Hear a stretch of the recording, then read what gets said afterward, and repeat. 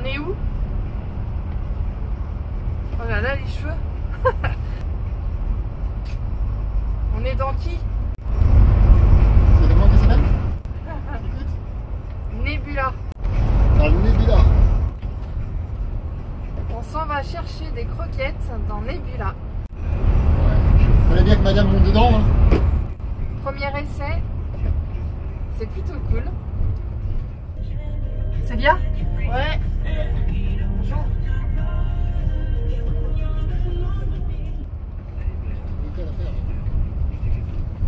Mais on vous expliquera tout en détail juste après.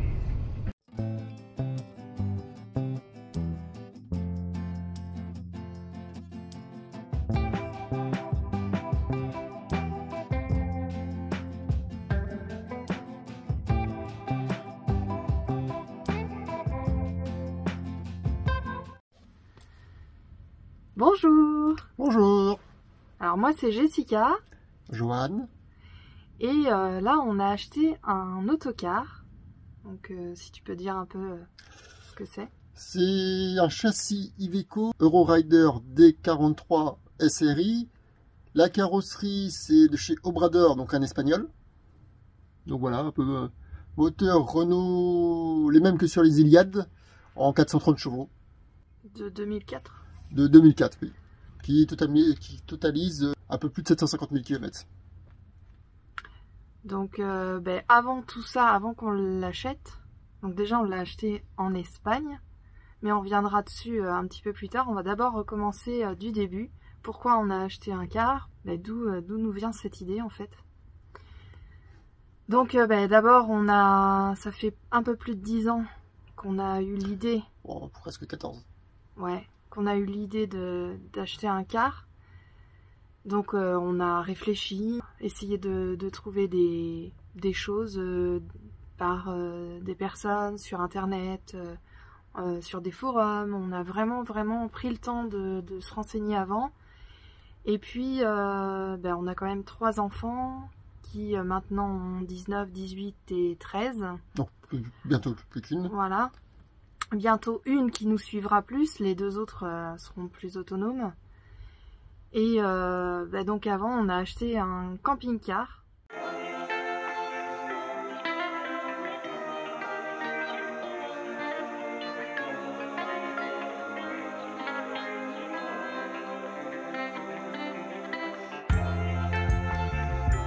Il y a de ça. 2 ans. Ouais. Et le camping-car faisait à peu près 6,80 m de long. Ouais. Et puis 5 places pour nous 5, vu qu'on avait les enfants encore avec nous. 6 places carte grise, mais oui, on était à 5 dedans. Et on a vraiment trouvé ça super intéressant. On se serait même limite vu vivre dedans, même un petit peu rack, parce qu'on a aussi un chien et un chat. Mais on est parti en vacances, on est parti des week-ends, on a essayé de faire comme si on vivrait dedans, en fait, pour nous comment on dit, nous immerger un peu dedans. C'est ça, pour essayer. Nous plonger un peu dans ce genre de vie. Et c'est vrai que ça, c'est quelque chose qui nous a tout de suite plu. Mais on s'est dit, un car, c'est quand même quelque chose qui est grand, ça fait 12 mètres. Est-ce qu'on ne pourrait pas essayer plus petit? Donc on a revendu notre camping-car pour un plus petit de 5 mètres, c'est ça? Donc là, on était sur un plus ancien véhicule. Mais avec plus de capacité d'eau, non? On avait 150 litres sur le premier et 180 litres sur le deuxième. Oui, mais c'est parce qu'il était plus petit, donc c'était, vu qu'on était plus que 3 à partir quasiment, 3 ou 4, c'était pour ça. Ouais. Pour ça qu'on est pris plus petit, pour essayer. Pour voir si plus petit nous conviendrait. Et on s'est vite rendu compte que même à 3,5, voire 4, et puis un chat, un chien toute l'année, non, ça serait vraiment trop petit, en tous les cas pour nous. Et donc, on avait toujours cette idée du car qui restait, et à un moment donné, eh bien, on s'est décidé, on a dit, bon, ben là, faut qu'on y aille. Donc, tu as passé ton permis D, d'abord. Oui, parce que, oui, en titre pro. Voilà, parce que pour travailler aussi. C'est ça. Et pour Et pour apprendre à rouler. Te faire la main, voilà, c'est ça. Parce que rouler avec un permis D, ça permet quand même d'avoir le gabarit du car. C'est quand même pas pareil qu'un permis C. Enfin, moi, pour ce que j'en pense. Sachant que moi, je roule actuellement avec des 13 mètres. Donc 13 mètres à 13 mètres 50. Et puis le Car qu'on a acheté, c'est un 12 mètres. Donc plus petit, passe partout. Donc si on produit plus grand, bah, le petit passe partout, quoi. Et après, il a passé son permis C directement après pour avoir les deux. Donc pour avoir le permis C, quand on emménagera le Car, tu pourras rouler avec le permis C. Voilà. Sachant que moi, je n'ai pas de permis, donc voilà, pour ceux qui se posent la question. Donc chauffeur privé. Voilà, chauffeur privé, c'est pas mal non plus. Donc là, on a acheté le Car. Donc comment ça s'est passé? Eh bien, on a regardé des annonces. Ça fait plusieurs moments qu'on regarde des annonces quand même. On a toujours suivi un peu le marché, les prix. Et quand même, depuis une dizaine d'années maintenant qu'on regarde, il y a eu une espèce d'envolée des prix. Les prix ont pratiquement triplé, voire quadruplé pour les cars français. Parce que je pense que c'est quelque chose qui est devenu un petit peu plus à la portée de tout le monde par rapport à nous quand on regardait tout au début, quoi. Les gens se sont lancés et maintenant il y a de l'offre et de la demande. Donc on n'a pas trouvé vraiment en France d'autocar qui était dans notre budget et qui rentrait dans nos critères aussi, puisqu'on voulait un car qui soit à peu près passe-partout, mais surtout qui avait quand même des grandes soutes. Style voyage. Mais c'est surtout style voyage pour les soutes et puis pour la hauteur qui n'était pas non plus trop haut. Là, sur celui-là, on est à 3,50 m de haut, ce qui est correct. Un car de voyage, grand voyage, on est à 3,80 4 mètres de haut. Et là, on est aussi sur un autocar avec des vitres en double vitrage. Oui, donc nous, on compte aussi garder les vitres. Même si on a aussi réfléchi, on aurait pu enlever les vitres si on n'aurait pas trouvé de double vitrage. C'est quelque chose qu'on avait aussi en tête, mais en France... Il n'y avait plus de voyage, de toute façon. C'est clair et net. Pas dans notre budget, en tout cas. Donc, les seuls qui restent, qui se séparent en ce moment en France, c'est que du scolaire. Donc, pas de soute. Plus bas, mais il n'y a aucune soute, donc moi, ça m'intéresse pas. Donc, on a vu une annonce qui était assez intéressante sur un car de voyage à la base. Je crois que c'est ça. C'était vraiment un voyage. Non, c'était le même style. Ouais. En tout cas, tu t'es dit, bon, on y va, on va voir. T'es parti avec Célia pour un voyage normalement de 2 jours. C'est ça, qui se transformait en 4 jours. 4-5 jours. Donc déjà, vous avez pris l'avion de Nantes jusque... On a fait une escale à l'île de Majorque pour une nuit. Ouais. Et après, on a repris l'avion de Majorque jusqu'à Valence. Donc là, on a fait partir de Valence pour aller visiter un car qui était plus dans le sud, donc qui correspondait pas du tout, c'était une horreur. Et on a trouvé celui-là, on l'avait vu, mais on a pris rendez-vous et on a été le voir le 31 octobre après 2023. Puis après 3h30 de train. On a été le voir, on a fait, il correspondait à peu près à ce qu'on cherchait. On a fait un essai, malheureusement pas sur route, mais bon, tant pis. Mais après, tu l'as fait sur route à partir du moment où tu l'as acheté. Oui. On a fait un petit 1000 km avec, de retour. Mais donc en fait, c'est pas du tout celui qu'on avait en tête à la base. Non, mais il était de côté déjà. Celui qu'on avait en tête, sur les photos, tout nous paraissait bien. Bon, il y a toujours le problème de langue qui est assez compliqué, donc peut-être qu'on se faisait pas bien comprendre, mais en tout cas, il était vraiment pas possible de le rouler, le premier. Non, le premier, il avait pas de contrôle technique à jour, toutes les vitres se décollaient, il fallait faire venir par un porte-cher si vous voulez faire rapatrier en France. C'était trop complexe pour... même s'il était pas mal, il était en boîte automatique, mais trop complexe. Puis trop cher pour ce que c'était. C'était pourri. Donc, beaucoup trop de travaux. Donc, c'est vrai que comme tu étais en Espagne, autant regarder ce qu'il y avait en Espagne. Et c'est vrai que tu en avais mis plusieurs de côté. Donc, tu as été en voir un autre que tu avais déjà mis de côté. Et celui-là, du coup, les photos étaient peut-être pas à son avantage. Mais quand tu l'as vu en réel... il correspondait à ce qu'on voyait. Donc, moi, ça m'inquiète pas. Ça t'a plu. Après, tu as démarré, tu as fait un petit tour aussi. La personne t'a quand même envoyé des photos et des vidéos. Ouais, puis le contrôle technique à jour. Et le contrôle technique était à jour. Donc ça, c'est quand même pas négligeable, sachant que c'est un véhicule étranger. Donc au niveau des papiers, on est dedans, clairement.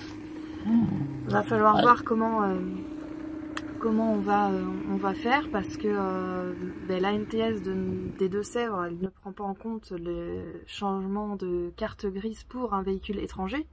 en tous les cas en ligne, donc va falloir appeler, trouver une personne assez compétente pour répondre à nos questions, pour pouvoir savoir comment faire les choses dans le bon ordre, et puis après avoir le barré rouge d'Iveco pour pouvoir aménager notre véhicule. Celui-là, c'est le seul qu'il y a en France pour l'instant, qui arrive en France, et on sera un des premiers, si on y arrive, à le transformer en camping-car. Donc il sera unique en France. Pour l'instant. Bon, après, à voir si les papiers se font, hein, parce qu'on a quand même... c'est un petit peu l'aventure quand même, cette histoire. C'est quelque chose, bon, il faut prendre des décisions, il faut faire des choix. On a fait des choix, des décisions. Bon, on verra ce que ça donnera au fur et à mesure, au niveau des papiers, au niveau des démarches, au niveau de la DREAL, au niveau de tout ça. Il y a quelques frais mécaniques à faire avant tout ça, puis après, oui. Bah oui. Mais comme tout véhicule d'occasion, voilà. De toute façon, il y a toujours des petites bricoles à faire. C'est ça. Bon, là, t'es quand même revenu. T'as fait combien, t'as dit, de kilomètres tout à l'heure? Oui, de quand? D'Espagne? Ouais. 1000 km à peu près, un peu à 1000 km. Donc, 1000 km. Et consommation moyenne pour les 1000 km du 20 litres au 100. Sachant qu'il n'avait pas roulé depuis plus d'un an, à peu près. Du coup, il n'y avait pas de révision vraiment proprement parlée qui avait été faite. Non. Sur place, ils ont quand même changé de batterie. Donc, tu as 2 batteries neuves. C'est ça. Donc ça, c'est plutôt cool. Une bonne chose. Par contre, c'est sûr que quand on arrive, eh bien, on se rend compte qu'il y a quelques petits travaux supplémentaires qu'on n'avait pas forcément prévu de faire. Style changer des pneus. Des vidanges. Ça, on le savait. Mais... Vidange et fluide, de toute façon, c'était prévu. On allait refaire à neuf tout ce qui était vidange, boîte, pont, moteur, liquide de refroidissement. De toute façon, tout ça allait être refait à neuf. Ça, on le savait. Après, tout ce qui est les autres frais, c'était pas prévu. Notre chèque n'est pas fait pour l'instant. Mais au moins, on repartira sur quelque chose de neuf. Donc, c'est-à-dire que les pneus, on est reparti pour 200 000 km minimum. Et puis les autres pièces mécaniques, c'est pareil, on repart sur du neuf. Donc, après, il n'a pas de rouille à proprement parler au niveau du châssis. Du châssis, voilà, je cherchais, merci. Et par contre, au niveau du toit, eh bien, faut qu'on regarde, comme il y a deux, t'appelles ça des issues de secours, pas des lanterneaux? C'est des issues de secours. Une issue de secours et un lanterneau, oui, 2 issues de secours, plafonnier. Ouais, et donc il pourrait y avoir un petit peu d'humidité à ce niveau-là, mais je pense que c'est pas grand-chose. Bon, après, ça reste des véhicules, il faudra voir quand on démontera. De toute façon, on risque d'avoir quand même je pense, des petits points à traiter de rouille. On a vu aussi à l'extérieur, mais c'est pas encore quelque chose de catastrophique par rapport à l'année du véhicule. Non, quelques défauts de carrosserie, mais rien d'inquiétant. Oui, bah comme tous les véhicules, je pense que tous les cars. Oui, ça dépend des cars, non mais... Ça dépend, mais chacun a des défauts. Où il y a toujours des petites choses qui... C'est pas du neuf, quoi. Voilà, mais pour nous, il nous convient, on le trouve plutôt sympa. Il y a des petites choses sympas qu'on verra au fur et à mesure. C'est ça. En fonction des vidéos, mais je tenais quand même à faire cette vidéo pour qu'on mette bien les choses au clair et savoir un petit peu où on en est.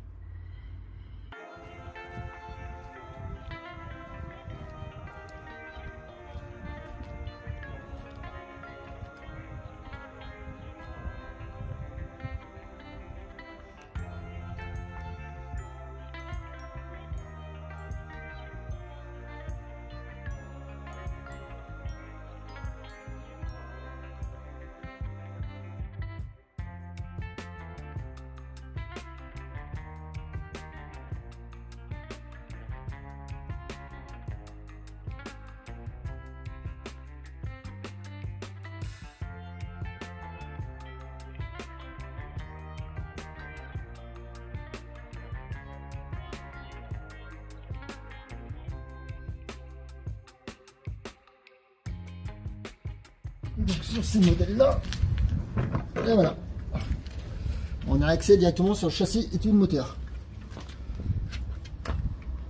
Pour ça qu'on n'a pas de trappe par-dessus.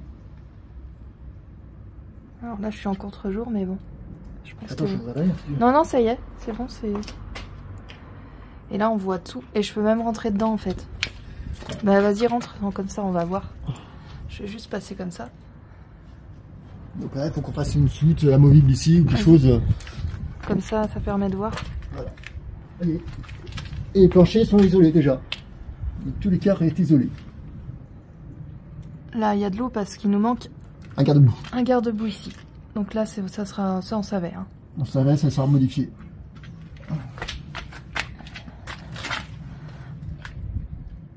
Et puis on a cherché son nom quand même. Aska, on a mis du temps à trouver rien que son nom. Oui. Donc c'est Nebula. Le Nebula. En référence à... La Nebula qui est dans les Gardiens de la Galaxie. Voilà. Puisque notre camping-car, qui est maintenant notre grand, il s'appelle Groot. Non, le premier s'appelait Groot, le deuxième c'est Petit Groot. Voilà. Et puis là c'est un Nebula. Donc voilà. 12 mètres, il fait 12 mètres de long, 3,50 à peu près de haut. Après il a deux Il a une clim. de toit qui va être supprimée. On a un renforcement de télé qui va être supprimé aussi.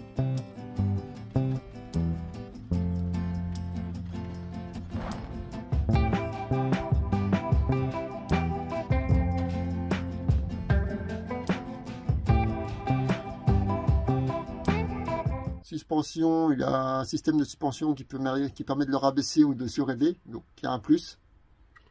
Il a des portes qui s'ouvrent. C'est mieux. Non mais à air. Puis normalement de cette année-là, il y a très peu d'électronique. Donc c'est un plus aussi.